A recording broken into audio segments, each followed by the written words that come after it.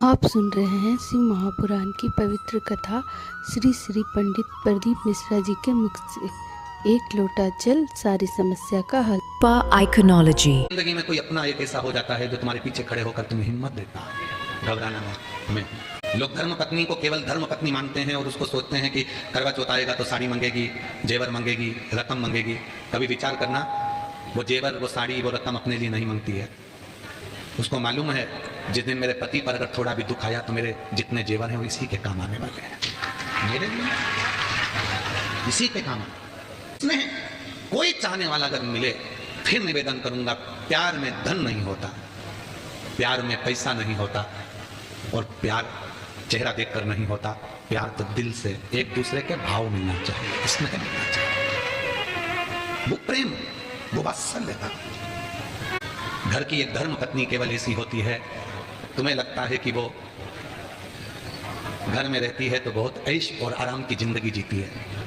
तुम दुकान पर सर्विस में नौकरी पर रहते हो तो तुम्हें लगता है कि मैं ही थकता हूं, केवल मैं ही थक रहा हूं, और वो ऐश की जिंदगी जी रही है। एक धर्म पत्नी अगर सच्ची है ना, तुम्हारे लिए भोजन भी बनाती है, बच्चों का टिफिन भी बनाती है, पढ़ाती भी है, बुजुर्ग माँ बाप की सेवा भी करती है, और शाम को तुम्हारी दुकान से आने का, ऑफिस से आने का इंतजार भी करती है, भोजन भी बनाकर फिर रात्रि को तुमको देती है।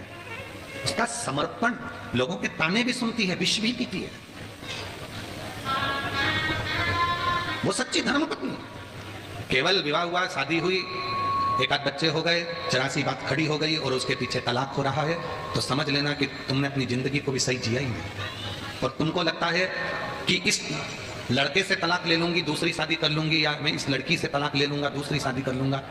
हो सकता है कि आने वाला समय कैसा, उसको निभाओ, समझो क्यों विवाद हो रहा, किस चीज के लिए, थोड़ा निभाओ, साथ हो। हाँ, कोई धन का ही मीत है, पैसे से ही प्रेम है, तो फिर तलाक भी हो सकता है। पर धन का मीत नहीं है, केवल प्यार चाहता है, केवल प्रेम चाहता है, तो फिर पैसे को बीच में मत लाना। पति से ज्यादा धर्मपत्नी को बीच पीना पड़ता है। ताने किसको सुनना है? धर्मपत्नी को। घर में बच्चे नहीं होते ना, बेटे से कोई नहीं कहता, सब बहू कोई कोसते हैं, बच्चे ही नहीं हो रहे, बच्चे ही नहीं हो रहे, बच्चे ही नहीं हो रहे, संतान ही नहीं है। पति को कोई बांझा नहीं कहता, औरत को ही लोग बांझ कहते हैं। पति का तो कोई नाम ही नहीं लेता कि कभी आज तक सुना कि इसको बच्चे नहीं होते, बांझा है। पर पत्नी को कह देंगे, कोस कोस के मार देंगे, बांझ है, बच्चे नहीं है, संतान नहीं है। मौसी आई तो के, मामी आई तो के, भाभी आई तो के, ननंद आई तो के, बच्चे नहीं है तो तुम्हारा दे दो, लग जाओ।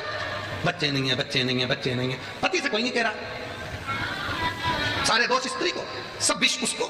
खाने में नमक नहीं डाला, इसको तो आता ही नहीं है। अरे भाई नहीं डाला, कोई बात नहीं, भूल गई होगी इतने काम में। नमक की कटोरी तेरे पास में रखी है ना, डाल ले, चम्मच से हिला ले, और जितना ठूसना है ठूस ले। तो बच्ची करती, नमक नहीं डाला, उसके प्राण खा रही, इसको तो बनाना ही नहीं आता, इसके बाप के घर से कुछ सीखे ही नहीं आई सीख के मुंह चलाना। चलाए चलाए, अगर वो चलाएगी ना तो फिर तुम्हारा मुंह बंद हो जाएगा। इसलिए जो सीख के आई, बहुत अच्छी बेटा, कम नमक डालना चाहिए, उसको मालूम है सास ज्यादा नमक खाएगी ऊंची नीची हो जाएगी। स्माइल प्लीज, थोड़ा मुस्कुरा लो, शुगर बीपी सब लेवल में आ जाएगा, कोई बीमारी नहीं, एकदम आई एम फाइन, मस्त। आग लगे बस्ती में, अपन रे मस्ती में। करके देखना, मीठा खा भी लो ना तो थोड़ा मुस्कुराओ, हंसो, ठाका लगाओ, बच्चों के बीच में बैठो, खूब एंजॉय करो, थोड़ा बहुत साउंड तेज चलाकर नाच भी लो। तेरे डमरू। रसोई घर में अगर भोजन बना रहे हो तो फुल एंजॉय के साथ, खूब एंजॉय। श्री शिवा नमस्ते।